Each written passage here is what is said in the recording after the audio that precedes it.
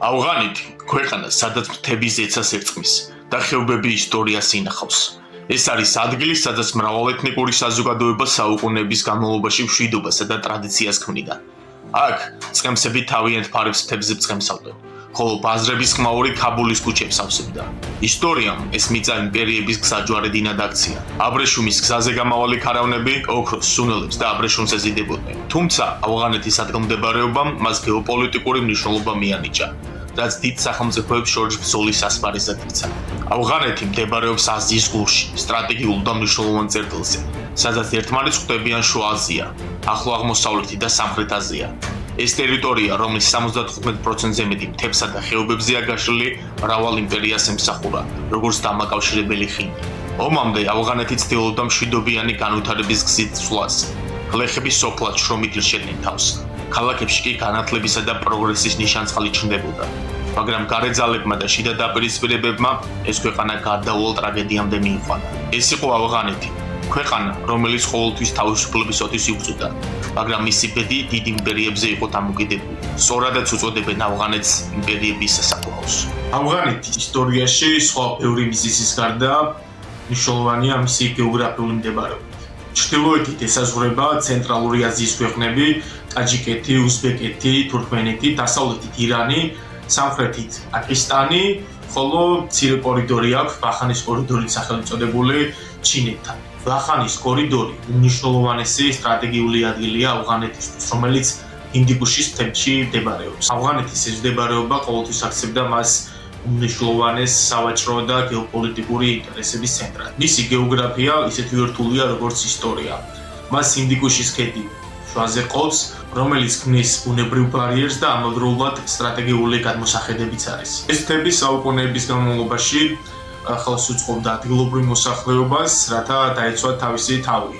ინდიგუშის მთები აუღებელ ციხესიმაგრედ იქცა და პუშტუნურ ენაზე ეს ნიშნავს ინდუს და პლელს. ავღანელები თავისი ისტორიის განმავლობაში ებრძოდნენ აქემენიდურ ირანს, ალექსანდრე მაკედონელს, სპარსეთის იმპერიას, არაბთა სახალიფოს, რომელმაც მოახდინა ამ ტერიტორიების ისლამიზაცია. თუმცა გარკვეული ტერიტორიები, მაგალითად პუშტუნთა ტომები ისევ დარჩა თავის ჩოლურ რწმენაზე. ისინი ყოველთვის ახალ დამპყრობელს განაგდებდნენ. ასევე იყვნენ მონღოლები, თემურლენგი, შავბატყნიანები და თეთრბატყნიანები, შაჰის ირანი, ხოლო თანამედროვე პერიოდში ავღანეთში ახალი დამპყრობლები გამოჩნდა. ბრიტანეთი, რომელიც ინდოეთს ფლობდა, ავღანეთს სტრატეგიულ ბუფერულ ზონად განიხილავდა, რათა დაეცვა თავისი კოლონია რუსეთის პოტენციური ექსპანსიისგან. ბრიტანელები შიშობდნენ, რომ რუსეთი ავღანეთის გავლით სამხრეთით დაეძვრებოდა და ბრიტანეთის ინდოეთის ტერიტორიას საფრთხე შეუქმნიდა. ეს ინტერესები ავღანეთში სამი ანგლო-ავღანური ომის მიზეზი გახდა. პირველი ომი 1839 წელს დაიწყო, ხოლო საბოლოოდ ბრიტანეთი ავღანეთიდან მესამე ომის შემდეგ 1919 წელს გავიდა, რის შემდეგაც ავღანეთმა სრულად აღედგინა დამოუკიდებლობა.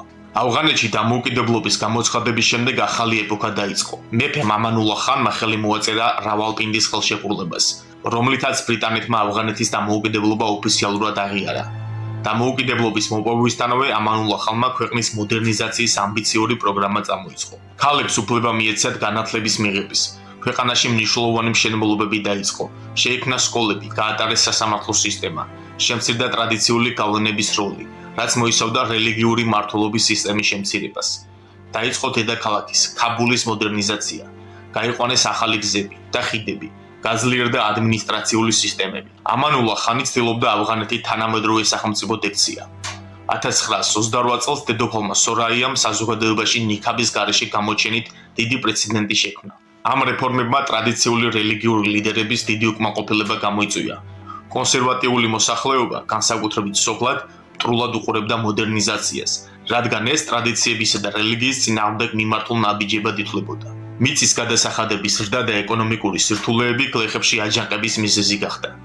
1929 წელს ბაჩა საკაოს ხელმძღვანელობით ანტი-ამანულა ხანის აჯანყება დაიწყო, რის შედეგადაც მეფე იძულებული გახდა ტახტი დაეტოვებინა და ემიგრაციაში წასულიყო. ამანულა ხანის რეფორმები მნიშვნელოვანი იყო, თუმცა ზედმეტად სწრაფმაცულებებმა და საზოგადოების სიღარიბემ ქვეყნის შიგნით არასტაბილურობა გამოიწვია. ამ პერიოდის მიუხედავად ავღანეთმა შეძლო შეენარჩუნებინა თავისი დამოუკიდებლობა და საერთაშორისო არენაზე დამოუკიდებელ მოთამაშედ დარჩენი იყო. თუმცა ეს იყო პერიოდი, რომელიც საჩვენებდა ქვეყნის შიგნით დაპირისპირებების სიღრმეს, ტრადიციასა და პროგრესს შორის პრობლემას. რომელიც ავღანეთს საუკუნეების განმავლობაში თანსდებდა. ამანულა ხანის შემდეგ მცირე ხანს ბაჩა საკოოს მმართველობა გაგრძელდა. ეს პერიოდი უკავშირდება ავღანეთის ისტორიაში არეულობასა და ქაოსს. ყველა რეფორმა გააჩენეს, რაც ავღანეთმა მოიპოვა. ამიტომ 9 თვეში მისი რეჟიმი შეცვალა მუჰამედ ნადირ შაჰმა, რომელმაც ტრადიციული ფასეულობების აღდგენა დაიწყო. მან ნამდვილად მტკიცე და სასტიკი რეჟიმი დაამყარა ავღანეთში. სწორედ ამის გამო 1933 წელს ქაბულში ერთ-ერთ სკოლაში დაჯილდოების ცერემონიაზე იგი მოკლეს. ნადირ შაჰის მკვლელი იყო ახალგაზრდა სტუდენტი, რომლის ოჯახი ხელისუფლების მხრიდან განხორციელებულ რეპრესიებს შეეწირა. 1933 წელს ავღანეთის მეფე გახდა 18 წლის მუჰამედ ზაჰირ შაჰი, რომელიც პუშტუნთა საგვარეულოდან იყო. იგი ნადირ შაჰის ვაჟი იყო. მუჰამედ ზაჰირ შაჰი ავღანეთს მართავდა 40 წლის განმავლობაში და მისი პერიოდი ითვლება ყველაზე სტაბილურ პერიოდად ავღანეთის მრავალსაუკუნოვანი ისტორიის განმავლობაში. ზაჰირ შაჰის მმართველობის პერიოდში ავღანეთი რჩებოდა ნეიტრალურ მოთამაშედ გლობალურ პოლიტიკაში. მეორე მსოფლიო ომის დროს ქვეყანამ შეინარჩუნა ნეიტრალიტეტი. ცივი ომის დროს კი ორივე ბლოკთან, საბჭოთა კავშირთანაც და ამერიკის შეერთებულ შტატებთანაც განავითარა ურთიერთობები, რამაც ქვეყანას მნიშვნელოვანი ეკონომიკური და ტექნიკური პროგრესი მისცა. განათლების სისტემა, ინფრასტრუქტურა, ეკონომიკა კვლავ განვითარდა. დაარსდა ქაბულის უნივერსიტეტი. 1964 წელს იქნა მიღებული კონსტიტუცია, რომელმაც ქვეყანაში შეიტანა დემოკრატიული მმართველობის ელემენტი. დაარსდა პარლამენტი.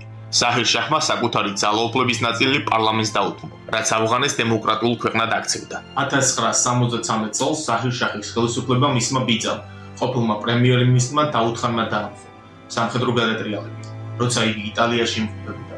ავღანეთში დასრულდა მონარქია და გამოცხადდა რესპუბლიკა. დაუთ ხანის საზრით ზაჰირის ხელისუფლება ვერ აკმაყოფილებდა ხალხის მოთხოვნებს.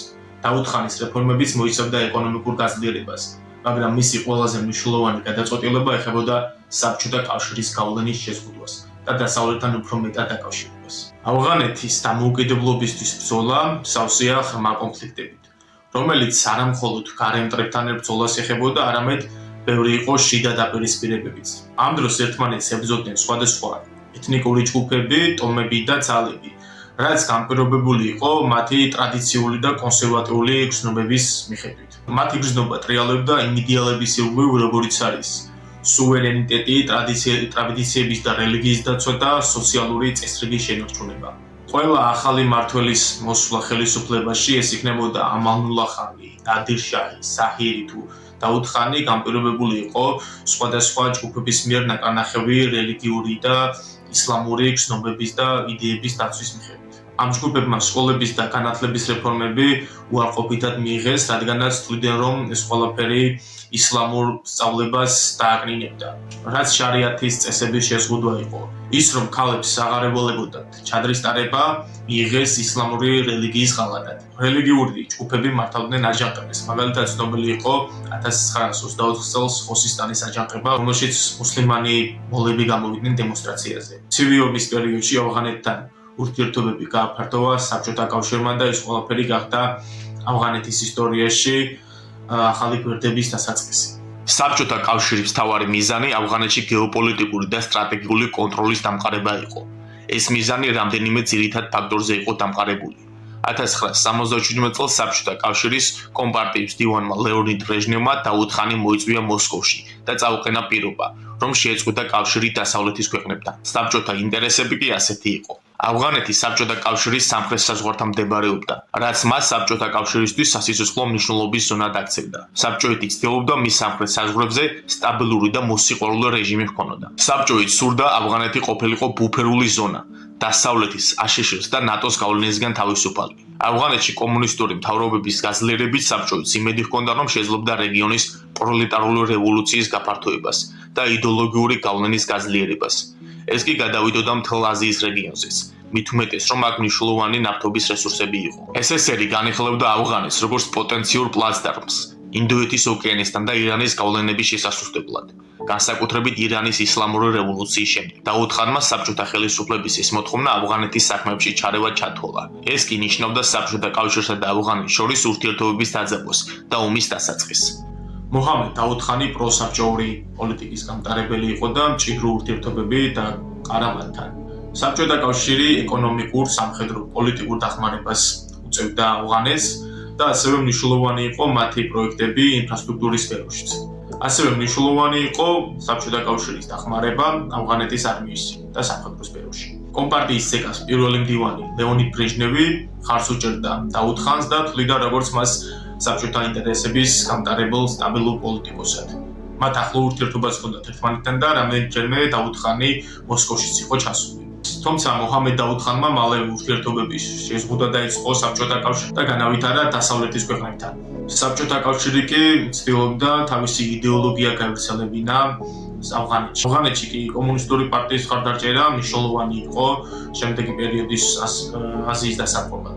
1970-იანი წლების დასაწყისში ავღანეთში უკვე არსებობდა საბჭოთა იდეოლოგიის მატარებელი ავღანეთის სახალხო დემოკრატიული პარტია, რომელიც ორი ფრაქციისგან შედგებოდა.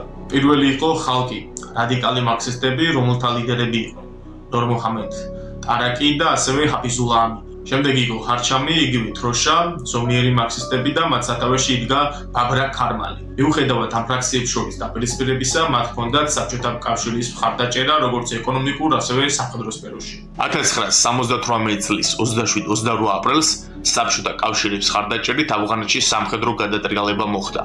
ეს მოვლენა საურის რევოლუციის სახელითაა ცნობილი, რომელიც ავღანეთის სახალხო დემოკრატიული პარტიის მიერ მუჰამედ დაუდ ხანის რეჟიმის დამხობას და ქვეყანაში კომუნისტური მმართველობის დამყარებას ნიშნავდა. რევოლუცია დაიწყო 1978 წლის 17 აპრილს, როცა პარტიის წევრი აკბარ ხაიბერი უცნობმა პირებმა მოკლეს.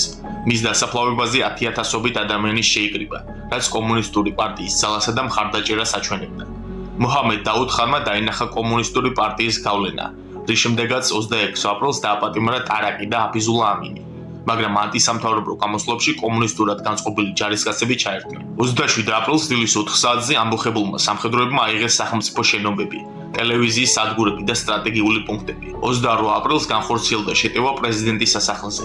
შტურმით აიღეს მუჰამედ დაუდ ხანის სასახლე, რომელიც თავის ოჯახთან ერთად მოკლეს. ქაბულში კომუნისტური გადატრიალება მოხდა. ქვეყნის სათავეში რევოლუციური საბჭო მოვიდა. კრემლის გადაწყვეტილებით საბჭოს თავმჯდომარედ ნურ მუჰამედ ტარაკი დაინიშნა. მოადგილედ კი ჰაფიზულა ამინი. ტარაკმა თავი გამოაცხადა ავღანელი ხალხის მამად და დაიწყო თავისი კულტის დანერგვა. თავისი სახლი სახმოზემოად გადააკეთა. ტარაკიმ სოციალისტური რეფორმების გატარება დაიწყო, როგორიცაა მიწის რეფორმა. საბჭოთა კავშირი ეკონომიკურ, სამხედრო და პოლიტიკურ მხარდაჭერას უწევდა ავღანეთის კომუნისტურ ხელისუფლებას. საბჭოთა მრჩევლები და ტექნიკოსები ავღანეთში ჩადიოდნენ, რათა ახალი რეჟიმი გაეძლიერებინათ. ავღანეთის მთავრობა ქვეყანაზე კონტროლს კარგავდა. ნურ მუჰამედ ტარაკს და ლეონიდ ბრეჟნევს კარგი ურთიერთობა ჰქონდათ ერთმანეთთან. ამავე პერიოდში ურთიერთობები დაიძაბა ლიდერობისთვის ტარაქსა და ჰაფიზულა ამინს შორის, რომელმაც 1979 წლის სექტემბერში ტარაკი დააპატიმრა და ერთ თვეში მოკლა. მუჰამედ ტარაკის და ჰაფიზულა ამინის კრემლის მარიონეტები იყვნენ. თუმცა ტარაკისგან განსხვავებით ბრეჟნევს ჰაფიზულა ამინთან კარგი ურთიერთობა არ ჰქონდა. მოსკოვმა ჩათვალა, რომ ამინი დამოუკიდებლად მოქმედებდა და საქმის კურსში არ ჩააყენა კრემლი თავის გადაწყვეტილებაში. ამიტომ საბჭოეთმა ამინის დასჯა გადაწყვიტა და ავღანეთში საბჭოთა ჯარები შევიდნენ. საბჭოთა კავშირის ჯარების შესვლა ავღანეთში 1979 წლის დეკემბერში დაიწყო, რომელიც კარგად დაგეგმილი ოპერაციით მიმდინარეობდა. ეს მოიცავდა ავღანეთის პოლიტიკური წესრიგის შესვლას და ასევე ჰაფიზულა ამინის გადაყენებას ხელმძღვანელობიდან. 27 სექტემბერს საბჭოთა სპეცრაზმა ალფა და ზენიტმა დაიწყო შეტევა ავღანეთის წინააღმდეგ. წითელმა არმიამ მალევე დაიკავა აგრამის, ყანდაარის და ქაბულის აეროპორტები და მნიშვნელოვანი სამხედრო ტექნიკა გადმოიყვანეს აქ. ძალიან მალე საბჭოთა ჯარებმა ავღანეთის ტერიტორიის მნიშვნელოვანი სტრატეგიული პუნქტები ხელში ჩაიგდეს. ჰაფიზულა ამინი ჯერ თავის სასახლეში მოწამლეს, რომელიც სასწავლებლად გადაურჩა, მაგრამ იმავე დღეს სპეცაზმა მოაწყო შტურმი პრეზიდენტის სასახლეში და ის თავის ოჯახთან ერთად მოკლეს. კრემლმა ავღანეთის პრეზიდენტად ბაბრაკ ქარმალი დანიშნა და ბუნებრივია ეს მოვლენა უყურადღებოდ არ დატოვა ამერიკის შეერთებულმა შტატებმა და პრეზიდენტმა ჯიმი კარტერმა გაეროს სცენიდან მნიშვნელოვანი წინადადებების გააჟღერა საბჭოთა კავშირის მიმართულებით. ამ პერიოდში რუსეთში ტარდებოდა ოლიმპიადა, რასაც პროტესტი გამოუცხადა მრავალმა ქვეყანამ, მათ შორის კომუნისტებმა ჩინეთმაც. თუმცა საბჭოთა კავშირი ომის დასრულებას არ აპირებდა, პირიქით ყველაფერი ახლა იწყებოდა. ავღანეთის მთებში, სადაც ქარი, ქვიშას და ფოთლებს ერთმანეთს ურევდა და სადაც საუკუნეების განმავლობაში უცხოელ დამპყრობლებს არაფერი მოეპოვებინათ, ახლა ახალი ბრძოლა იწყებოდა. საბჭოთა ჯარებმა თავიანთი რკინის შექმნები და წითელი ვარსკვლავებით დაიწყეს ავღანეთის ოკუპაცია. SSR-ის ჯარები ავღანეთში მძლავრი სამხედრო ტექნიკითა და უზარმაზარი რესურსებით შევიდა. იყენებდნენ დამწვარი მიწის ტაქტიკას, ანადგურებდნენ სოფლებს, ფერმებსა და რესურსებს. მილიონობით ადამიანი იძულებული გახდა საკუთარი სახლი დაეტოვებინა და მეზობელ პაკისტანში ან ირანში გაქცეულიყო. საბჭოთა ვერტმფრენები და თვითმფრინავები განსაკუთრებული სისასტიკით მოქმედებდნენ. დაბომბები ხშირად ხდებოდა იმის და მიუხედავად იყო თუ არა სამიზნეს სამხედრო მნიშვნელობის. ბავშვები და ქალები ხშირად ხდებოდა ძალადობის მსხვერპლი. საბჭოთა არმია იყენებდა პარაშუტის ნაღმებს, რომლებიც სამოქალაქო პირებისთვის ხშირად მიზუდვალ საგნებს, ბავშვებისთვის სათამაშოებს გავდა. ეს ნაღმები მიზანმიმართულად იყო განკუთვნილი მოსახლეობის ამოსაშლელად. იყენებდნენ აგრეთვე ხალიჩოვანი დაბომბვის ტექნიკას. ვერტმფრენები Mi-24 ჰინდები მთის ბილიკებზე ჩასაფრებულ მოჯაჰედებს თავზე ადგებოდნენ. მოჯაჰედები დაქოცმაცებული ჯგუფები იყვნენ და საოცარი სიმტკიცით იბრძოდნენ. ზოგი მათგანი ლოცვით იწყებდა ბრძოლას. იარაღი მხარზე ეკიდა და იცოდნენ, რომ სიკვდილი აქ, მთის ქარაფებთან მათი ვალი იყო. ღმერთის და ხალხის წინაშე. მათი მეთაურები აჰმად-შაჰ მასუდი და გულბუდინ ჰეკმატიარი და სხვები გეგმებს ადგენდნენ. ყოველ შეტევას მოსდევდა უკან დახევა, მაგრამ ეს არ იყო მარცხი, ეს იყო სტრატეგია, რომელიც მტერს გამოქვიტვას უქანდა. საბჭოთა მეთაურების რუკაზე ავღანეთი მხოლოდ სტრატეგიული წერტილებით იყო მონიშნული, მაგრამ ადგილობრივი წითელი ჯარისკაცებისთვის ეს მიწა იყო დიდი, უსასრულო და უცნაური. გენერლები მოსკოვში იძულებით შეტევებს ამზადებდნენ. დაბომბები, სოფლების დაცლა და ბლოკპოსტების გახსნა. მათი ეს ტაქტიკა ხშირად უშედეგოდ სრულდებოდა. მოჯაჰედების სწრაფი შეტევის შემდეგ მთებში მბრუნდებოდნენ, სადაც საბჭოთა ტანკები ვერ მიდიოდნენ. ისინი ავღანეთის ომის ეპიკურ გმირებად მოიაზრებოდნენ, თუმცა მათი ისტორია ბევრად ღრმა და საინტერესოა. ისინი მართლაც განსაკუთრებული ხალხი იყვნენ, მთების შვილები, რომლებიც ერთნაირი სიმტკიცით უძლებდნენ როგორც ბუნების, ისე კაცობრიობის უდიდესი იმპერიის გამოწვევებს. მოჯაჰედი არაბულად ნიშნავს ის, ვინც იბრძვის ალაჰის გზაზე. ამ შემთხვევაში ეს ადამიანები სამშობლოსა და რწმენის დასაცავად იბრძოდნენ. მოჯაჰედთა მრავალფეროვანი ჯგუფები შედგებოდა ეთნიკური პუშტუნებისგან, ასევე იყვნენ ტაჯიკები, უზბეკები, ხაზარები. ყველა მათგანი ავღანეთის დამოუკიდებლობისათვის გაერთიანდა, თუმცა მათი ერთიანობა ხანდახან მყიფეც იყო. მოჯაჰედთა ბრძოლა არ იყო უბრალოდ საომარი, ეს იყო მათი კულტურის, ტრადიციებისა და ღირებულებების გამოძახილი, რომლებიც საუკუნეების განმავლობაში მათ ხასიათსა და ცხოვრების წესში იყო გამჯდარი. ისინი არ იბრძოდნენ რეგულარული არმიების გავსად. მათი ტაქტიკა იყო სწრაფი თავდასხმები, სნაიპერული ცეცხლი, რომელსაც საბჭოთა ჯარის მორალზე დიდი ზეგავლენა მოახდინა. ხაფანგები, ნაღმები და გზებზე მოწყობილი ეგრეთ წოდებული სიკვდილის ზონები. ომის პირველ ეტაპზე მათ მოძველებული იარაღი ჰქონდათ, რომელიც ბრიტანეთისგან 1919 წლის ომის შემდეგ დარჩათ. ტყვიამფრქვევები და ავტომატები საბჭოთა არმიისგან მოპოვებული ტროფეი იყო. ზოგიერთი საბრძოლო იარაღი იყო ხელნაკეთი. 1980-იანი წლებიდან ამერიკამ, პაკისტანმა და საუდის არაბეთის დახმარებამ მოჯაჰედების ძალა მნიშვნელოვნად გაზარდა. მათ მიაწოდეს სტინგერები, საზენიტო რაკეტები, რომელიც საბჭოთა ავიაციისთვის ნამდვილ კოშმარად იქცა. სტინგერები ამერიკული პორტატული საზენიტო სარაკეტო კომპლექსი იყო, რომელმაც განსაკუთრებული როლი ითამაშა ავღანელ მებრძოლთა წარმატებაში. ეს იარაღი ავღანელებს პირველად 1986 წელს მიაწოდეს ციკლონის პროგრამის ფარგლებში. სტინგერები მოჯაჰედებს საშუალებას აძლევდა ეფექტურად ებრძოლათ საბჭოთა ავიაციის წინააღმდეგ, განსაკუთრებით ვერტმფრენებსა და დაბალ სიმაღლეზე მოძრავ თვითმფრინავებზე, როგორც იყო Mi-24 ჰინდი. მათი გამოყენება და მაღალი ეფექტურობა მნიშვნელოვნად დამცირებდა საბჭოთა არმიის საჰაერო უპირატესობას, რაც საბოლოოდ აისახა მათ წარუმატებლობაზე. აქვე აუცილებლად უნდა ვახსენოთ ავღანეთის ომის ლეგენდა და სახალხო გმირი აჰმად-შაჰ მასუდი, იგივე პანშირის ლომი. ადამიანი, რომლის სახელს დღესაც მთები და ხეობები უმეორებენ, ის არ იყო მხოლოდ ავღანელ მოჯაჰედთა მეთაური, არამედ იყო დიდებული სტრატეგიც, რომელსაც თავისუფლება სულიერ მოთხოვნილებად მიაჩნდა. აჰმად-შაჰ მასუდი 1953 წელს პანშირის ხეობაში დაიბადა, იმ ადგილას, რომელიც შემდეგ პერიოდში მისი ბრძოლის მთავარ ციტადელად იქცა. ის პარტიზანული ომის ნამდვილი დიდოსტატი იყო, რომელიც შეშანიშნავად იყენებდა ტერიტორიებს, ადგილებს, ასევე სოფლებს და ხალხს, როგორც ინფორმატორებად, ასევე მხარდამჭერებად. მისი სტრატეგია ეფუძნებოდა არა მხოლოდ მტრის დაზიანებას, არამედ მის სრულ გამოქვიტვასაც. აჰმად-შაჰ მასუდი მართლაც იყო სამართლიანობის სიმბოლო, რომელიც მთელი ცხოვრება ებრძოდა, მაგრამ არასდროს არ უნდოდა ომი. მას სურდოდა ეცხოვრა ავღანეთში, დამოუკიდებელ და თავისუფალ სახელმწიფოში, ამავდროულად მშვიდობიაში. მასზე ამბობდნენ, რომ მასუდი მხოლოდ მეომარი არ იყო, ის იყო სამართლიანობის ხმა იმ ქვეყანაში, რომელსაც დაარქმდა სამართლიანობა. ასევე ავღანელ მოჯაჰედთა ერთ-ერთი ლიდერი იყო გულბუდინ ჰეკმატიარი, რომელიც ნამდვილად იყო ერთ-ერთი უსასტიკესი და უძლიერესი ემოდროულად სამხედრო სტრატეგი პარტიზანულ ომებში.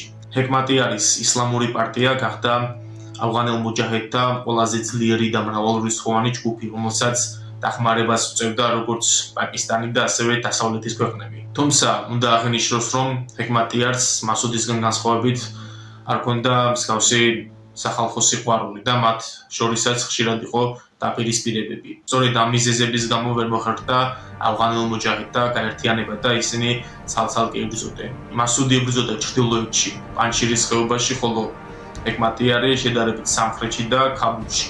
საბჭოთა კავშირი, რომელმაც ავღანეთში წარმატებული მშვიდობის დამყარების სურვილით შეაბიჯა, მალე გაიჭედა ომის ხაოსში, რომელიც მისი ძალების და მორალური გამძლეობის ამოწურვას იწვევდა. 1980-იანი წლების შუა პერიოდში საბჭოთა ხელმძღვანელობამ გააცნობიერა, რომ ეს ომი მოუგებელი იყო. 1985 წელს მიხეილ გორბაჩოვი საბჭოთა კავშირის ხელმძღვანელი გახდა.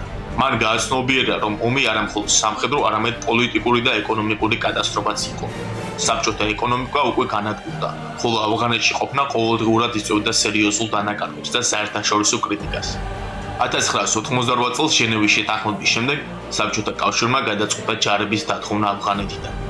1989 წლის 15 ფევრალს დასრულდა საბჭოთა ჯარების გაყვანა და ეს დღე ოფიციალურად ჩაითვალა ომის დასასრულად. თუმცა ავღანეთში საბჭოთა მარიონეტული რეჟიმი ნაჯიბულას ხელმძღვანელობით კიდევ რამდენიმე წელი იბრძოდა, სანამ 1992 წელს საბოლოოდ არ დაეცა. საბჭოთა კავშირმა დაკარგა დაახლოებით 15,000 ჯარისკაცი. ავღანელთა დანაკარგი კი კოლოსალური იყო. მილიონობით მშვიდობიანი მოსახლეობა დაიღუპა ან დასახრჩდა. ასევე მოუწიათ ქვეყნის დატოვება. ავღანეთი სრულად დაინგრა, ხოლო ბრთალად ჩანდა რუგაზე. დაიწყო მოჯაჰედებს შორის შიდა ბრძოლა, რასაც ახალი ომების ციკლი მოჰყვა. თალიბანის გაბატონებით 1996 წელს. ავღანეთის ომმა საფუძველი ჩაუყარა ისეთ ორგანიზაციებს, როგორიცაა ალ-ქაიდა. საბჭოთა კავშირის წინააღმდეგ მებრძოლი მოჯაჰედების ნაწილი მოგვიანებით საერთაშორისო ტერორიზმში ჩაერთო. ავღანეთი გახდა საბჭოთა ვიეტნამი, რომელმაც დააჩქარა საბჭოთა კავშირის დაშლის პროცესი. ეს იყო ავღანელი ხალხისთვის დაუსრულებელი ომის დასაწყისი, რომელიც დღემდე გრძელდება. ავღანეთის ომი თანამედროვე ისტორიის ერთ-ერთი ყველაზე ხანგრძლივი და ტრაგიკული კონფლიქტია, რომელმაც მრავალი ქვეყანა, განსაკუთრებით კი ავღანეთი დააზიანა. საერთაშორისო ჩარევების მიუხედავად ქვეყანამ ვერ მიაღწია მშვიდობას და ეს არის იმის მაგალითი, რომ სამხედრო ინტერვენციით შეუძლებელია ფუნდამენტური პრობლემების აღმოფხვრა ნებისმიერ რეგიონში. არასწორი ავღანელი ხალხის მხოლოდ ერთი კუთხით შეფასება, რომ ისინი ტერორისტები და მეამბოხეები არიან. საბოლოოდ მათი იდეა თავისუფლების სურვილზე გადის, რომელსაც ავღანელი ხალხის წინა ურასიდან მომავალი 100 თაობა შეეწირა და შეეწირება. ამით ეს ჩანაწერი დასრულდა. შევიცადე კონკრეტულად და მარტივად განმომიცა ის პერიოდი, რომელიც ავღანეთმა გაიარა 1992 წლამდე, ხოლო შემდეგი პერიოდის მოვლენები უფრო რთული და სიღრმისეული განხილვას მოითხოვს. ამით ეს ჩანაწერი დასრულდა. მადლობთ მოსმენისთვის. გამოიწერით ახლა.